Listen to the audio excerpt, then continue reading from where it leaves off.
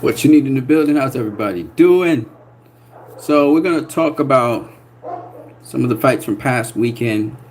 I didn't get a chance to really talk to you guys about in more detail, and also I'm gonna talk to you guys about the fights, also in great detail that happened last week and what has evolved since then. And we're also gonna talk about upcoming fights this coming weekend. So let's get into it. So for those of you who didn't know, over the same weekend, Saturday the 4th of December, while Devin Haney was facing Jojo Diaz, Lyndon Arthur faced Anthony Yard in their rematch. And I believe it was the third round, Anthony Yard got the stoppage on Lyndon Arthur. Kudos to him on that. And it's a good fight. It's a good fight. I would say that Anthony Yard was much more aggressive. He was bobbing and weaving a little bit more to work his way to the inside so he could do his work. He finished off Lyndon Arthur on the ropes. It was a good little scrap. This is the first fight here where he was trying to box him more, and he fought him more in the second fight.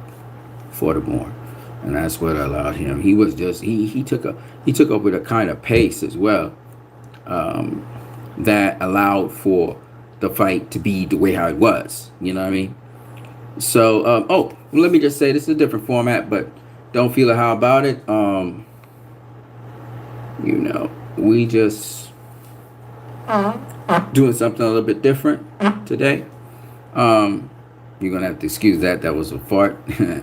But we're live. You guys can still leave your comments. Oh, I did not open up comments for you guys to be able to comment. So now you can. That's YouTube right there. Come back to that in a minute. So Anthony Yard avenged, and as a result of that, he is on course to keep on going. He did lose a close decision loss to Lyndon Arthur, so now he got his revenge. And all I can say is good speed to him. Congratulations and good speed to him. I hope he moves on to bigger and better things. Now, over the weekend also, we had another really good fight on the zone on the undercard of Devin Haney versus Jojo Diaz. Jessica McCaskill defended her undisputed welterweight title. And Candy Watt, I think, was the person she beat. And I didn't watch the fight. I didn't get to see the fight. But kudos to Jessica on getting her first defense through and quite well. Candy was game, but she was just not strong enough. Jessica, would come with her counter rights, and she loved to work the body. So it was, it was beast mode for Jessica McCaskill. You know what I mean? So she's doing her thing. You know what I mean? Yeah, she is posing with a number of different belts. The 4 belts from the different sanctioning bodies, as well as the Ring Magazine belt. Actually, I think she has 6 belts? Because if you look right, okay, you got the IBF belt to the left with the red belt is the IBF belt. Then you can't see the WBC belt there, but the WBC belt is there as well. And then it's the WBA belt, which is the black one. And then you have the Ring Magazine belt, which you're seeing there. And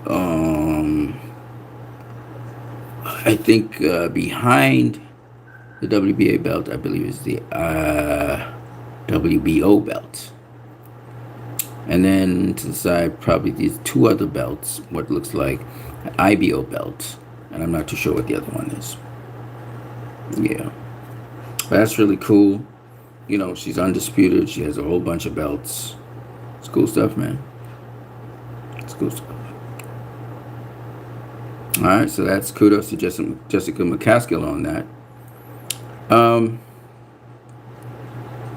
So let's talk now. Devin Haney versus Jojo Diaz. And I don't know why I'm looking at Jojo Diaz versus Javier Fortuna. I don't know why I'm looking at that.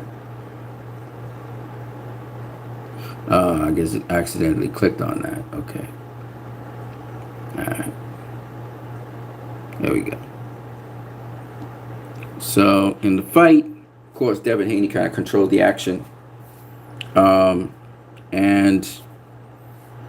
he was very sharp with his shots. Jojo Diaz was collecting data for, I think, the first 4 rounds. Three. He turned it on, I think, in the 4th round.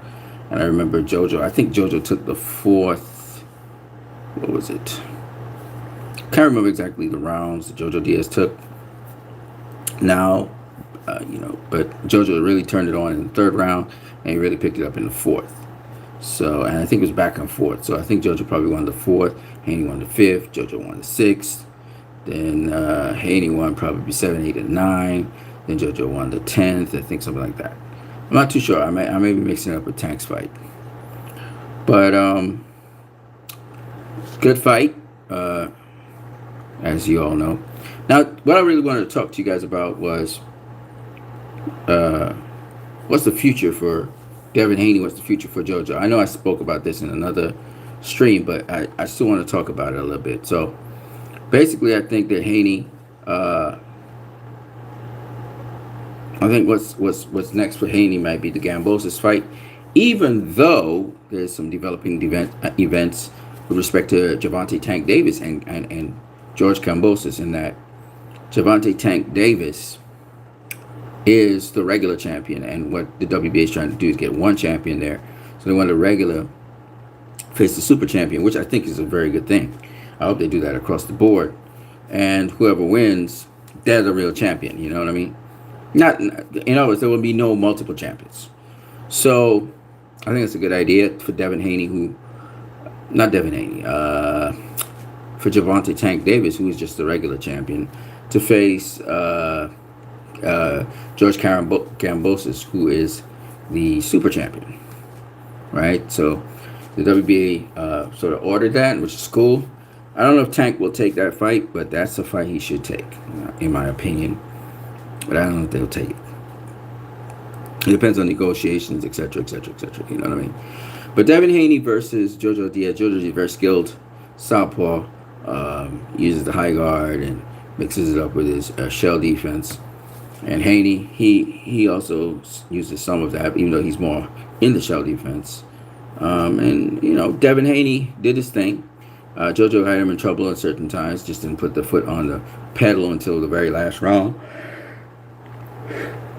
Something he should have done a little bit earlier, but he didn't do it. So it is what it is. You know what I mean? But yeah, Devin Haney, I think more than likely he's going to face Kambosos, and it looks like he might. I'm not saying he will, but he might face Kambosos over in Australia. We'll see. I don't know.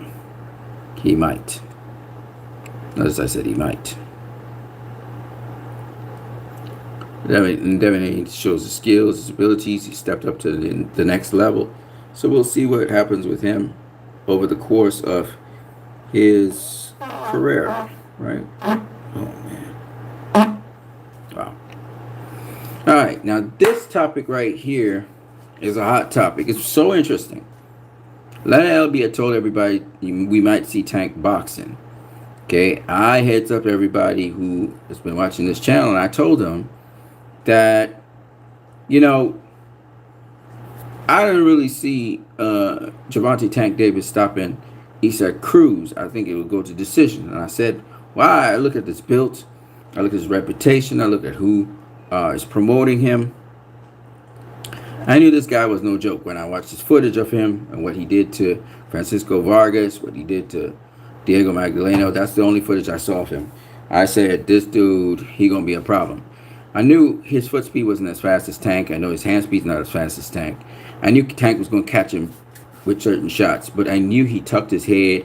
He rolled punches, he ride punches, and I knew this guy, is technically sound, and he knew how to bob and weave and get to the inside. I knew this guy was going to be a problem.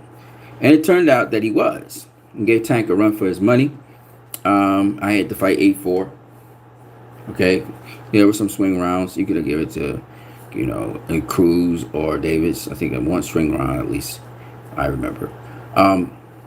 But ultimately, in the end, the closest this fight could have been was 7-5, and the widest could have been was 9-3. Okay, I think that Cruz never got really past 4 rounds, so for me it was 8-4. But he didn't get more than 4 rounds for me. But of course, some people might have seen it as 5. That's why I say you give one or you take away one. You can give it to Gervonta or you can give it to Cruz, So ultimately, in the end, Gervonta outboxed Cruz. Cruz has been outboxed before, and I said, it looks like Gervonta Davis tried to box him, and he really did. Of course, Davis got his hand hurt in the 6th round, so he was mostly using his jab and hooks. And so, he was putting the heat on him from round 6, 7. He was putting some heat on him, and then he kind of backed off. And the reason he backed off, but what you notice is that after he attacked up Issa Cruz like that, Issa Cruz was more hesitant to just walk him down and, all around the ring. He was kind of standing up there watching him. Really reminded me of Mike Tyson to some degree, for real. He was just kind of standing up there. And Gervonta really didn't, he was very sharp with certain shots, but he really didn't put his combinations together to get him out of there because the guy was freezing up. Nonetheless, some people thought that Issa Cruz was robbed, which is just ridiculous. I mean, if the fight was close, it could never be a robbery. That's the first thing. Second thing is, this fight didn't really go either way. That's what I was trying to explain to people, but they're saying, it has to be the way how you think it is, and blah. I'm like, no, dude, it's just boxing. If you don't, it's kind of like training in boxing. There are different ways to train, but ultimately, in the end, there's a fixed set of ways to train that is known, right? And it works. It's not about opinions. That's just the way how it is in boxing. And it's like these sort of things people try to debate and say, well, it's a subjective thing to judge a fight and blah, blah, blah. It ain't infinitely subjective. I was just having that discussion in a Facebook group. It's not infinitely subjective. So when people say that Issa Cruz is robbed, that's ridiculous. He wasn't robbed. That's the first thing. The second thing is the right guy got the decision. So what does it matter? All right. One judge had it the way how I had it, 8-4, and the other 2 judges had it a little bit closer. But ultimately, in the end, after Floyd had said what he said, a lot of people, I've seen in certain boxing circles, they got bitter and they got mad and they got jealous and they were like, no, Floyd's not TBE and Floyd's not this and Floyd's not that. There's a lot of anti-Floyd establishment assholes out here. They have no reasoning why, Floyd's not TBE, or they have no reasoning why, Floyd isn't what he claims he is. And they try to villainize everything he says. He critiqued Canelo, I thought, in a very sensible way. He was saying, I like Canelo. I'm a fan of Canelo. But I want him to face the people who he should face. What you doing going up there to face a guy that in the Mayweather gym, my guys was beating his ass. And they're not even in his weight class and they beating his ass. And then Floyd said Benavidez would beat that guy's ass. So what you going up to cruiserweight? What's the point? What you trying to prove? You know what I mean? And he made a really good point. And then he's talking about, the steroid use that not steroid, but PED use that Canelo was caught for, and it kind of got everybody in question marks. People like, is he really clean? Especially with what happened with Oscar Valdez afterwards. Everybody looking at Canelo like, what's going on with that gym? Everybody gonna watch him strange because, yeah, he cleared his name of the clenbuterol, but people associated with him are popping up dirty quite regularly. So that's why. But of course he was violent test and everything. I don't think he was dirty when he came in to face Caleb Plant. But the point is, there's gonna be a question mark on your name because there's literally factual information. Shout out to Chinese Yoda. You know, and I like that. I like that. You know, Bivol or Bitterbiev would have been a better fight than going up to cruiserweight to a guy that had been stopped twice. So you're gonna overlook, you know, Chinese Yoda, shout out to you, brother. You're gonna overlook all the good fighters, either in your weight class or weight class below you or weight class above you. You're gonna overlook all of them. You're gonna duck all of them, right? You're gonna duck Bitterbiev, you're gonna duck Bivol. You're not even gonna face Joe Smith Jr. You know what I'm saying? You're not facing Benavidez. You're not facing Charlo. You ain't facing Andre. These guys come up with you since 54, right? You're going to duck all them guys and face some guy named Makabu, who Tony Bellew knocked the fuck out. Exactly. You even ducking Lawrence Okoli and Maris Bredis. You ducking them. You ducking them. And don't tell me that, you know, and this is what gets me, you know, Chinese Yoda. Floyd never did that shit. And that's why Floyd separated himself from Canelo. You know, he's saying Canelo is one of the top guys. Floyd was very careful what he was saying, right?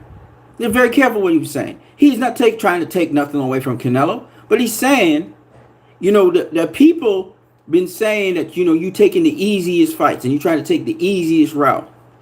Then you go and you actually do that. Now, I could defend Canelo with the Caleb Plant fight. I could even defend Canelo with the Billy Joe Saunders fight. Right?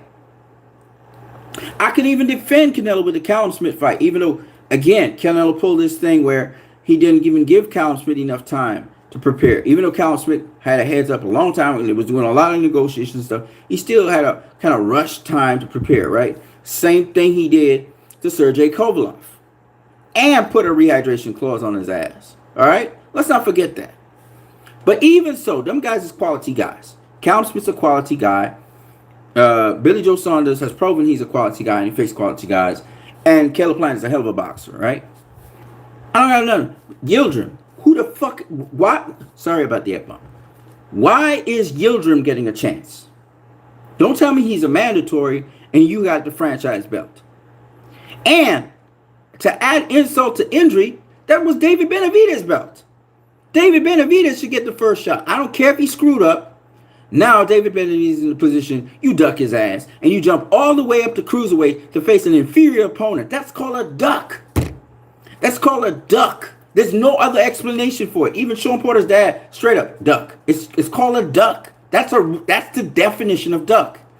When you bypass or you avoid fighters who are better than the opposition you face, which is not as ranked as highly and also is not as decorated and also is an inferior fighter, period. Don't have a better resume, nothing. Okay?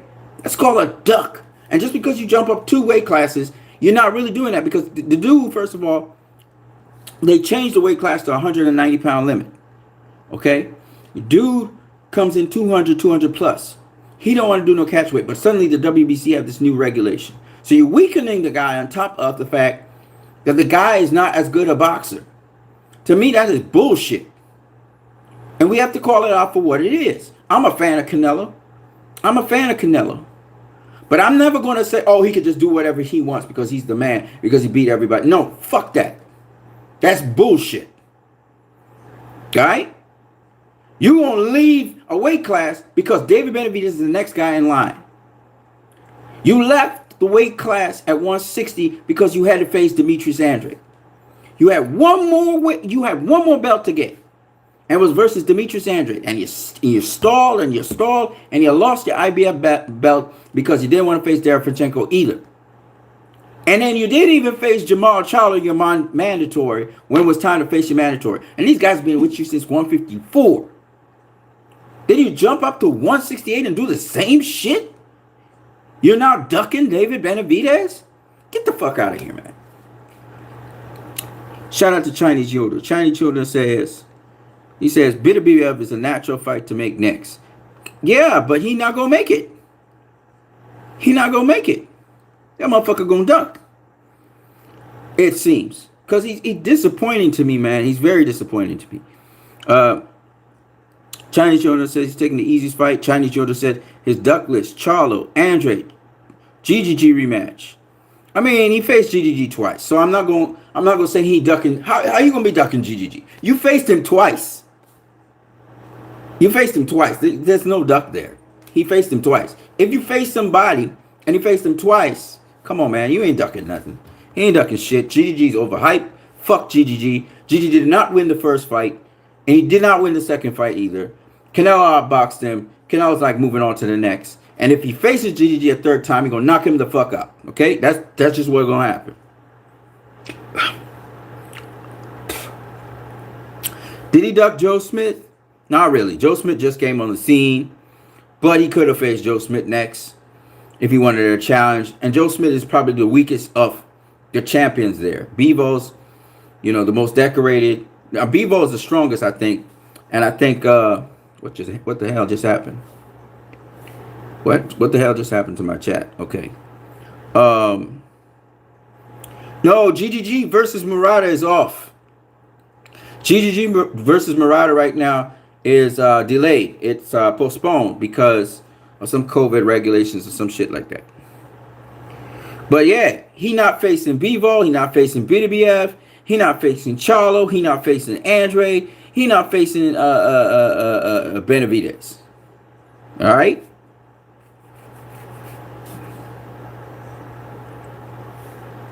Even Ring was offered Canelo at 175 versus Mando. Easy fight. Canelo ducked it. You know what I mean? Again, if he didn't want to defend the WBO title at 175, he wasn't really a 175 pounder. He was testing the waters, so that's cool. I'm not mad at him about that, Chinese Yoda. But here's the thing. You at 168 now, right? You're not at 160. You're at 168. Okay, cool. You just became undisputed. Now, once you become undisputed, to be the real champion, you got to defend your title. David Benavidez is the guy in line for you to defend your title. What do? You want to give up all the straps and get the fuck out of there and jump up 2 more weight classes to cruiserweight. That's how much you want to avoid facing them guys. You don't want to face Bidibiev. You don't want to face fucking Bivol. You want to face Makabu. Who the fuck is he? Right? A guy that just won a title. And we all know he have the style for Canelo to beat his ass. And on top of that, you want to have him at a catch weight with a rehydration clause. That's some bullshit. Chinese Yoda said, GGG got Murada. Okay. Chinese Yoda said, I only need one more fight from Canelo versus one of them dudes. I'll call him great then. Nah, one fight is not enough. One fight is not enough. That's bullshit. He got to face Charlo and Andre, and he got to face Benavidez. He got to face them dudes. You can't be ducking and dodging like that. And the more you duck and dodge like that, and that is ducking and dodging. It's one thing you're facing the top guys, right?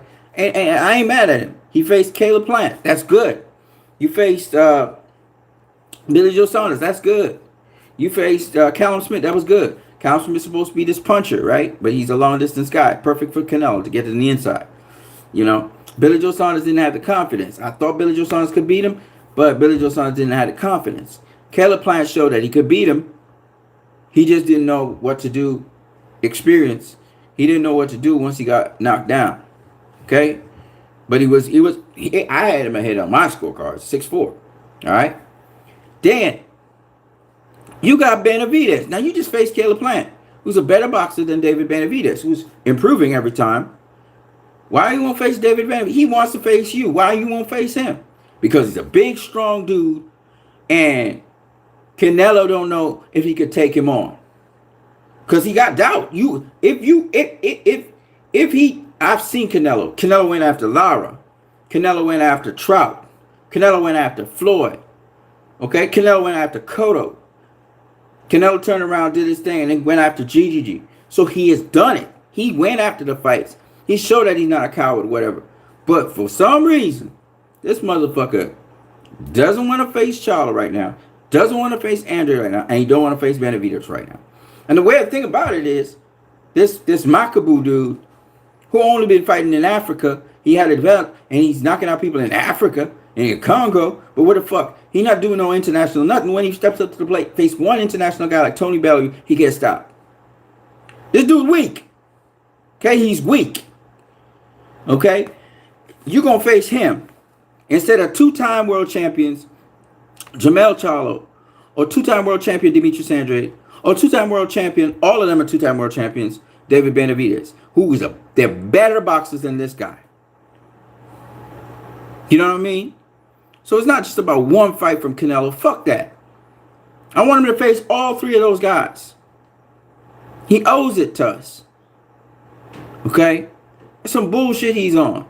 And the more you do some bullshit like that, who the fuck is Makabu? Who the fuck is that dude? And why I'm not giving Makabu a chance? Simple. Because Canelo is going to manipulate the weight. He's going to manipulate the situation. On top of the fact that this dude is not good like that. Okay? So, Canelo talk about you want payday, but then you give payday to a guy who don't deserve the payday. Because he ain't done shit. He ain't done shit but get his ass beat by anybody that I got a name. Jamal Charlo beat the guys who had names.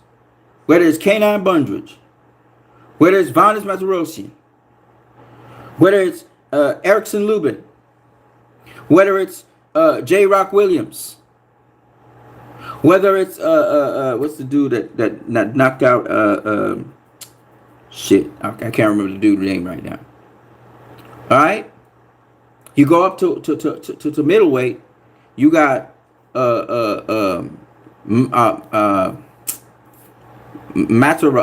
Matarov. Oh fuck, man, the dude who faced Andy Lee. I can't remember his name right now. Okay, but you know what I'm talking about. And the guy who also faced fuck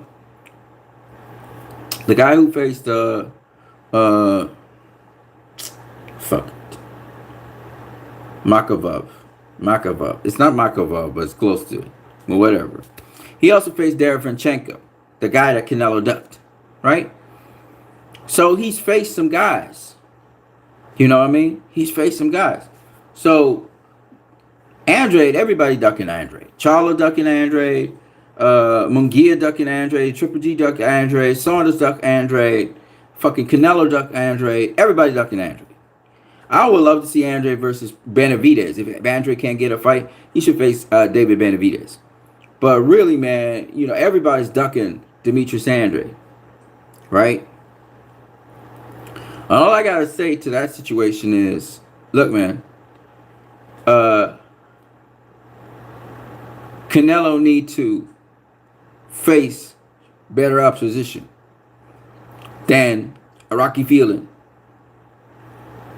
a Liam Smith, a fucking whatever the guy's name is. I can't remember his name right now. And now this dude, Makavov, because he's a world champion. Get the fuck out of here with that shit, man. Anyway, this is what you need in the building. And Canelo be doing some shit, man. And I can't back that. You know, and I know, you know why Canelo has a problem with these dudes?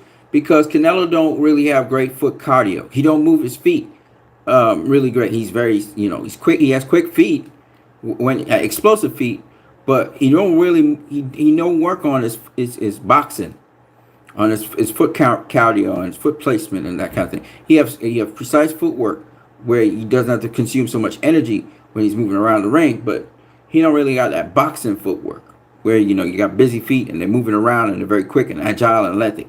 He don't have that. And these guys do. So they have foot speed on him. So they can get in position before him. And he knows this shit. And while he has great head movement and stuff, he's limited as a fighter. He has to be in the pocket. He has to fight mid-range or inside. All right? And he's not really that great an inside fighter either. More mid-range fighter like Triple G. So he's limited. And he knows these guys can exploit that.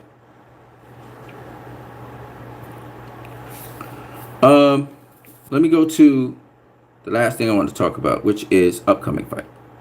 So the upcoming fight is Vasily Lomochenko versus Richard Comey. Richard Comey will try to implement what Teofimo Lopez did to Lomochenko. He has a great right hand. And the right hand is like a kryptonite to southpaw.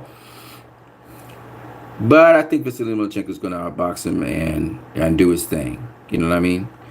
So I think Vasily Lomochenko is going to beat uh, um, Richard Comey. You know, I think he's going to beat Richard Comey. What's up, people? I see 2 people right now watching this video. That's cool. I'm just kind of, you know, when I think of fighters I like Canelo, and with his abilities and skills, I really expect him to step up to the plate and face the #1 contender. You know, the #1 contender right now for his thing is David Benavidez. I mean, at least step up to the plate, handle your business, and then you can go wherever you want to go. Do whatever you want to do to some degree. But you still at some point have to face Jamal Charlo, and at some point you got to face Demetrius Andre. And them 2 guys, you was never eager to face. In fact, you called Demetrius Andre a horrible fighter, telling me you want to duck his ass. That's all. Translation, I want to duck you. I never want to be in the same ring with you. Okay? Anyways, man, that's what I got. Let me hear your guys' picks on Vasily Lomochenko versus Richard Comey. I think that Vasily Lomochenko is going to just confuse the shit out of Richard Comey unless his trainer understands what Comey needs to do, and from his available skill sets is able to get Comey to control Lomochenko when he tries to come in at mid-range, you know. But I don't think Comey got the speed or quickness or sharpness or reflexes to be able to do that. And I just think Lomachenko's going to run his algorithms on Richard Comey and probably get him to quit or stoppage. Win. I think that's what's going to happen. Anyways, people, this is what you need. You know, I predicted the different fights, and I predicted them correctly. Well, Devin Haney's fight was a little bit less close than I thought. It was still 7-5. It was a close fight, but I thought it would go to split decision. I thought that's the kind of fight I was going to look at, but it was kind of crystal clear. With the Gervonta Tank Davis, it did go to decision. Davis won the fight, and it was a relatively close fight. So there you go. Still won comfortably, in spite of his hand injury. And then we had Jessica McCaskill having her victory with stoppage victory. Anthony Out also having a stoppage victory over this weekend as well. So if you got your predictions for Lomachenko versus Richard Comey, let me know in the comment section below. By the way, you can donate to my channel via APGM Christian Disciple at gmail.com. So you can donate via PayPal that way. I'm going to catch you guys later. I'm what you need. Peace.